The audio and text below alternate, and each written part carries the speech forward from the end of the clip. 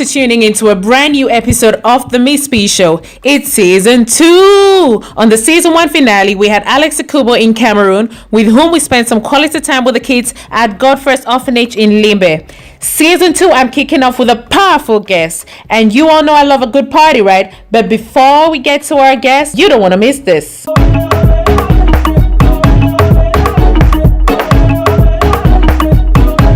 We took a trip down to Lagos for the Afria 2015, held at the exquisite Eco Hotel and Suites in Victoria Island.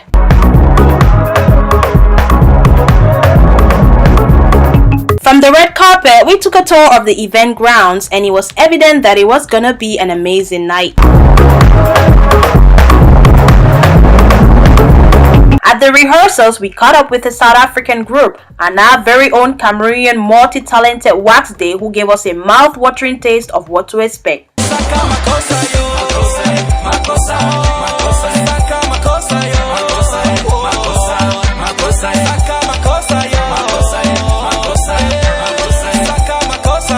Fast forward to the main event, full of glitz and glamour. The red carpet was amazing.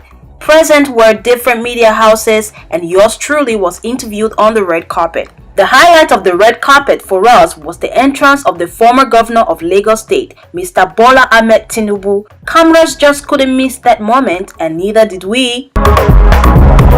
The hour finally came, and as we entered the venue, we couldn't help but say, wow! The grandeur, the lighting, the stage was breathtaking, and of course, there were artists from across Africa. We caught performances from artists such as Adekunle Gold, Olamide, and Diamond Platinum. With 33 categories of nominations, Cameroonian artists took home 2 awards alongside winners like Yemi Alade, Kiss Daniel, and many more.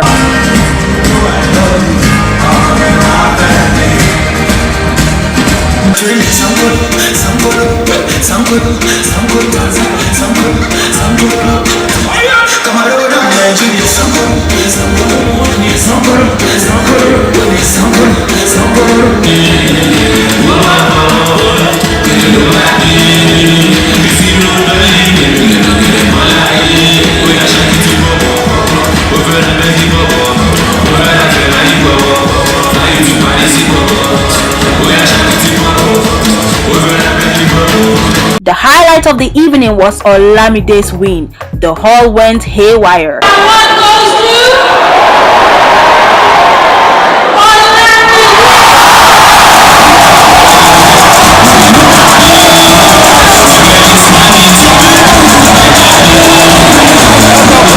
We had an amazing time. We danced, we partied, and we are certainly looking forward to next year's Afria.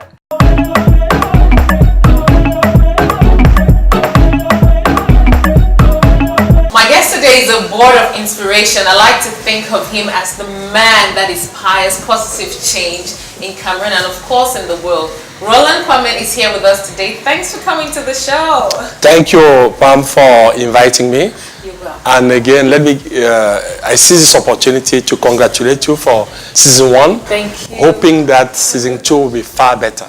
No, season 2 will be amazing. I hope you're watching. Thanks for sticking through with us. I'd like to know, what do you do to unwind, Roland? Because we see you all serious. Very serious guy. No, I think we work hard, yeah, and we also have fun.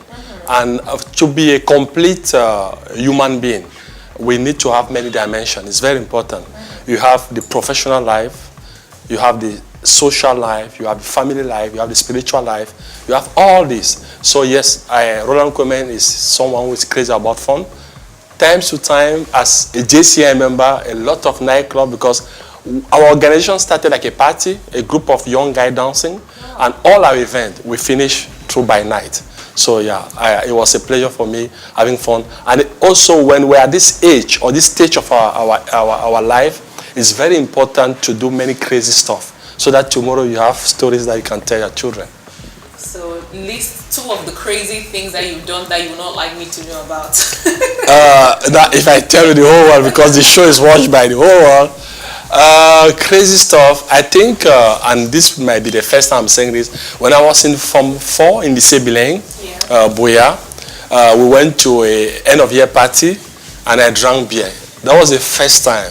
So people, even my family, friends, they know I never take beer. Whereas one of the biggest beer company of Cameroon is my customer in terms of leadership and coaching. They know I don't take beer, I always drink water. So I took beer. Beer is not exactly crazy. It was because many of the young guys there, that night, you know, the image, we didn't have television, pictures, some funny cameras, but it was in 1986. Yeah, and then also I remember a friend with some cigarettes. That was in 87. That like we should share cigarette. How old were you then? I was 86, 14 because I'm 71. Well, yeah. That could be termed as crazy. Yes, somehow. yes, 14, 15. And I remember I took also some cigarette, but I had to cough and it was not good. As a kid, my health was not the best. I'm changing my opinion about you So, right now. and this is the first time I'm saying all this. Yeah, but it was once, then I stopped. So I had. You have something, you know, simple and human about you. Yes. Because I say you're like too serious. Yes, many people say that, but you need to come to my intimacy to see that I'm also a funny guy. Your portfolio, I don't even want to start listing because it's endless, your achievements so far.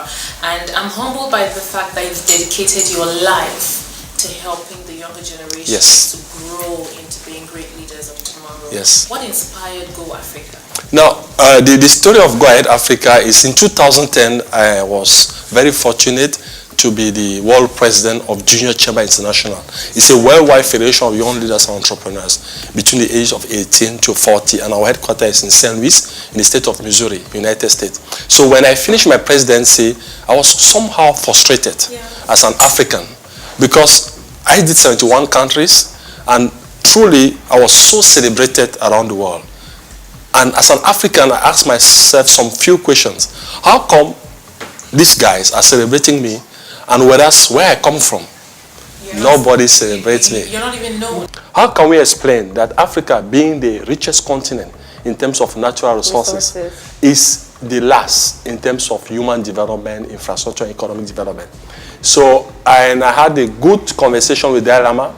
It was November 10, 2010 in Osaka in Japan. Okay. And I asked the question. I had few answers, but I wanted from this moral and great leader, Dalai Lama. So he told me there are 3 reasons which could also be transformed as solution. Yeah. Because if you define yourself as a leader is a solution provider. But unfortunately, Africans are cut from the glorious past. So they start to feel like, let us go to Europe. To find ourselves, yes. Let us speak like white. Let us do, Exactly. Let us eat like, and that's where the complex of inferiority starts, and that is terrible. The theme of what you educate and what you put out there, the awareness you put out there is positive change. Positive change, yes. Okay, considering there's a lot of negativity going around right now, you Yes. know, what is your definition of positive change? Thank you. I would define it by the contrary. I have what I call the ABC syndrome. A standing for accusing, and you just said it. B for blaming, and C for complaining. Yeah. If you are a positive thinker, you will cancel that ABC. You will never accuse, you will never blame, and you will never complain. And you will become now a true agent of change. Talking about the entrepreneurs here in Cameroon impacting the country. Take a look.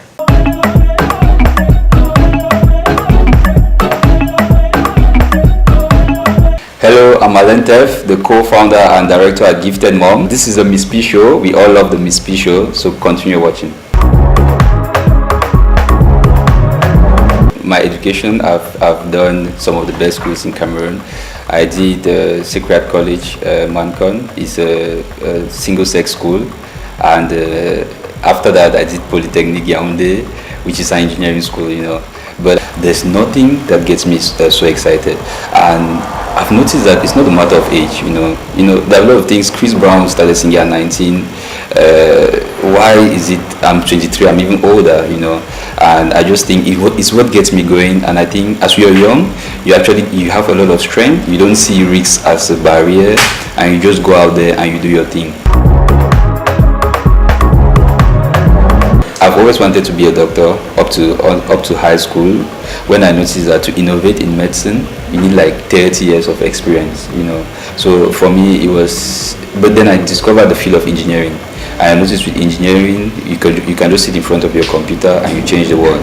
So that's where I made the swap. I've been referred to as the man in a woman's business, and the pregnant woman is just one of those categories. But it was just because we started, we actually came about it in 2012. Before that, I had no interest in health, in pregnant women. I was just the engineering guy.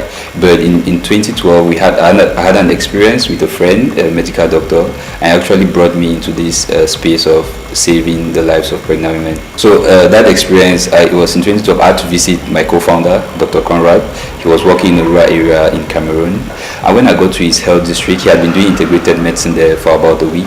And I noticed that his hospital had lost about 17 premature babies, you see. So for me, it was very like, how come we still have these deaths in Cameroon in 2012 with the amount of technology that we have, you see.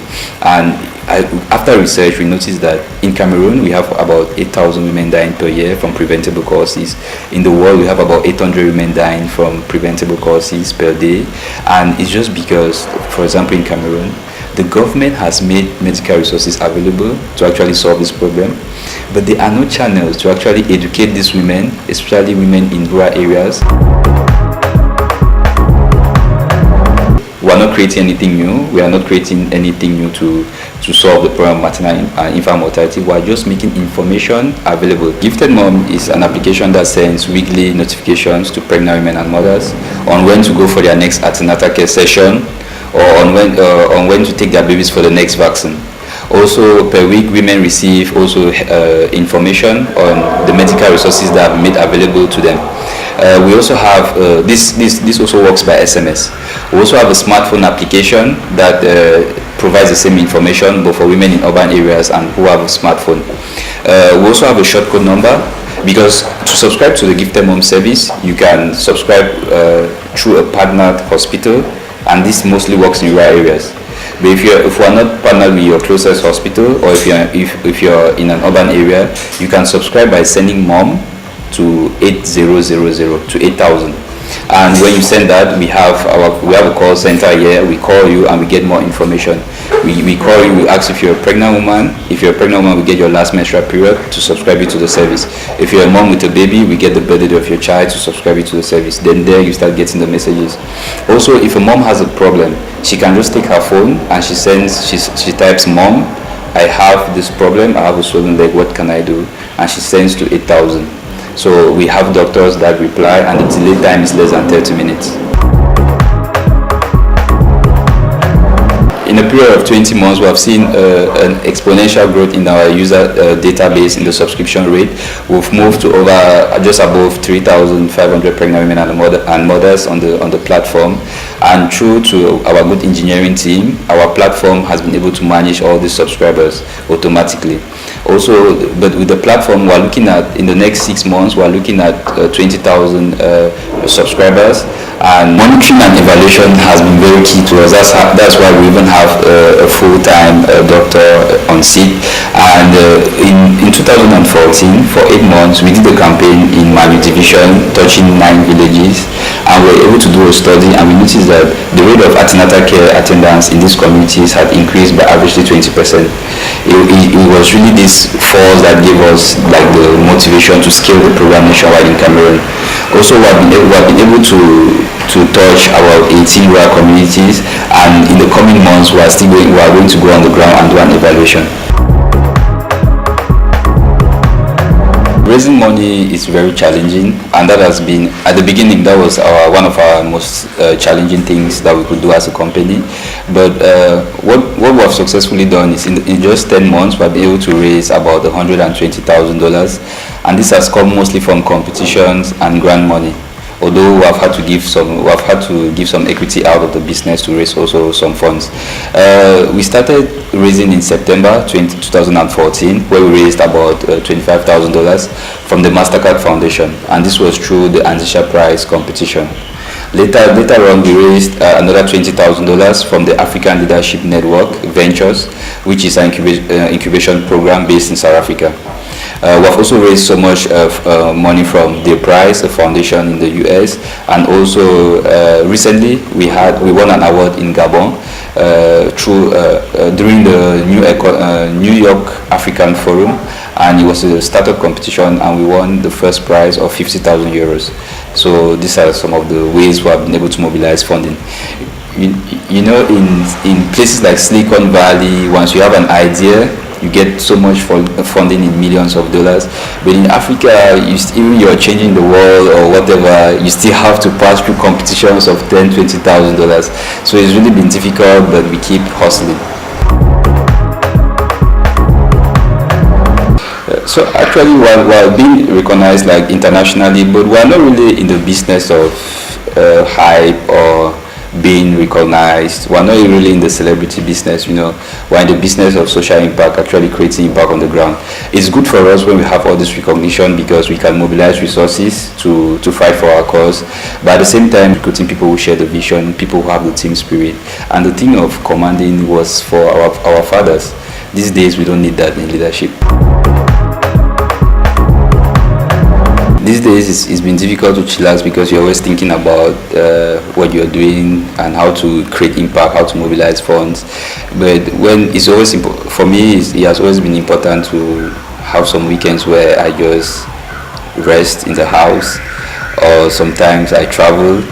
I think one of the most interesting times I've had was a seminar we had in Lagos, and we had to go to the beach and everything. It was actually a very chillaxing moment, and I came back stronger, you know. So I've not really had like planned chillaxing programs.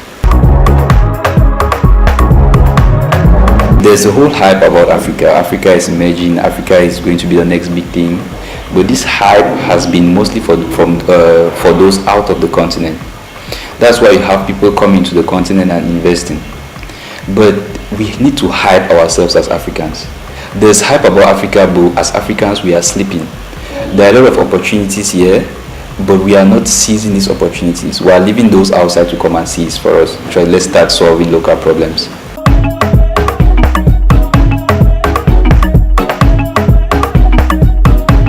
And we're back. If you enjoyed that bit, join us on Facebook to share your views and to share with us who you think should be part of the list as well. Roland, something really interesting about you growing up was you were raised by a young mother, very, very young mother. Yes. Under not so privileged conditions. Yes. Tell me, how was your experience growing up with such a young mother who could be a baby herself at 15, if I'm right? Yeah. And, you know, growing to be such a well-composed man. I think, first, we're all blessed. If I'm what I am today, thanks to my mom. And I think I'm not alone. Many of us, we keep giving credit to these great leaders. It's unfortunate that my continent, Africa, have not made a great use of women leadership. They are born with some amazing skills. And this example is my mom. She got married at the age of 14, you are right. So at 15, gave birth to me and had 10 kids and a twin twice. Wow. So she's a great, and every day she got up so early, by 4, to do what we call in Cameroon, perform and beans. So it was tough for her. And I'm too close to her because as a first son, I had to help her. But also as a son who was a patient, she was very close. And she was ready to sacrifice many things to take me to the hospital and still do all. So till now, I still wonder where those skills came. But she kept telling me it's God. What did I learn? I learned first the faith and fear in God. Second, hard work and the entrepreneurial spirit. But last but not the least, solidarity.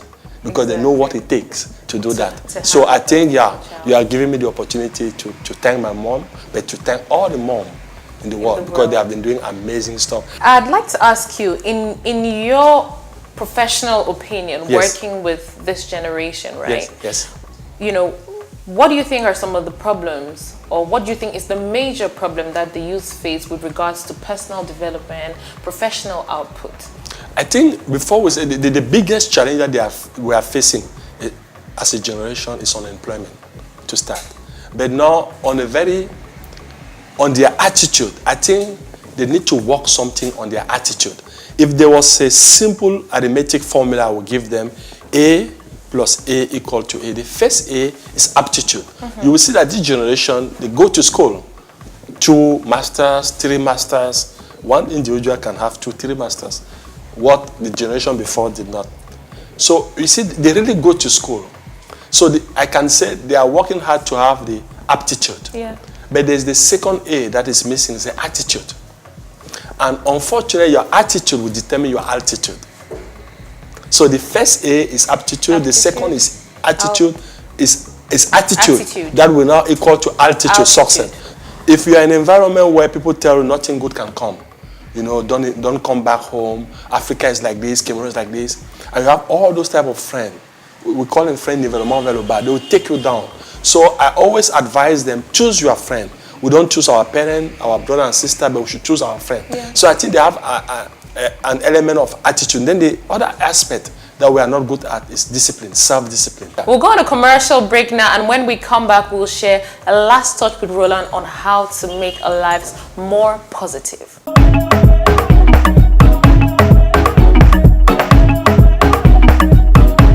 On the season 1 of the Miss P Show, we brought you the best of entertainment from around Cameroon. From music to fashion, football, movies, and many more. If you can touch the mind of a person, you can touch his destiny. We had amazing guests from Nigeria and Cameroon. We shared their laughter. Tu seras invité. Si tu n'es pas invité, qui sera invité? Personne. Stripper. Inspirations, and of course, we didn't forget the less privileged.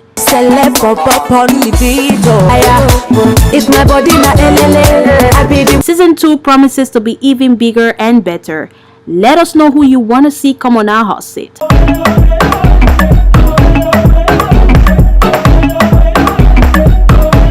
And we're back. We're still with Roland, and I'd like to understand, what is your take on our generation's cry about the government's lack of support for their personal progress? I think it's a cry that is very relevant. They are totally right to expect the government to do, to support them, because that's the role of the government. It is. But it's very important for them to also have the capacity to have influence in the government. Yeah. By doing what? By being involved in the choice of the elected officers. It's a call out. All of us, let's engage in the things we want to see happen for our generation. Let us be the change we want to see, and stop crying, stop accusing, stop blaming, and stop complaining. I was just about to ask you to share a piece of advice before you leave us. Yeah. If you had to share one special thing with, you know, the world, with your audience watching you now, what would you tell them? I will tell them, especially again, my target population is young people. I will tell them to be passionate about what they want to do. Yeah. If you look at all the title I have, Yeah. the best title for me is Daddy. Oh, yes, people are surprised. Sweet. It's Daddy. It's not the world president of JCI, CEO or chairman of GOI. No, it's that. So there are small things that matter. So to these young people, think big, but start small. So for me, Africa is the best place to invest, and we should be proud to be Africans. Thank you, Roland, for coming. I really appreciate you taking out time from your busy schedule to share these amazing words with us. And to be fair, as much as I've been inspired by your work so far, I am still inspired today. For a few minutes, I was just staring at you and going, I wish this was a work session. No, I'll be back. And again, congratulations to the team. I'm so impressed to see young people behind, because they are seeing us, yeah, you know, looking good, glam, but they're doing the hard work. Doing the hard way. So I actually committed to working with a young team of people who are passionate. So congratulations. I'm thankful to them as well. And young people are a source of inspiration. At this age, we should dream big, we should start small, but we should also work together and focus on what unites us than what divides us. What unites us is so strong than what divides us. I'd like to say thank you with a little package for coming. It's nothing much, but I like to brand you Miss P. So anything inside there is Miss P. Thanks. Can I, but I can already see. You know, I'm a guy, I drink a lot of tea. I just picked that up. Especially the beautiful tea coming from Boya, Toleti. So now I have this in my table in the office. When you visit me, you will see it there. So please, thank you to Miss P, and let us support the show. You're welcome. Thank you, Thank you. Roland. Thank Thank you, you. Roland. There's nothing powerful than to be the change you would like to see in the world, and I learned that from Roland Kwemain today. Check us out on Facebook, www.facebook.com/Miss P Show, and on Twitter @the Miss P Show. Until next time, and Miss P, and I'm Simply Deep. Bye.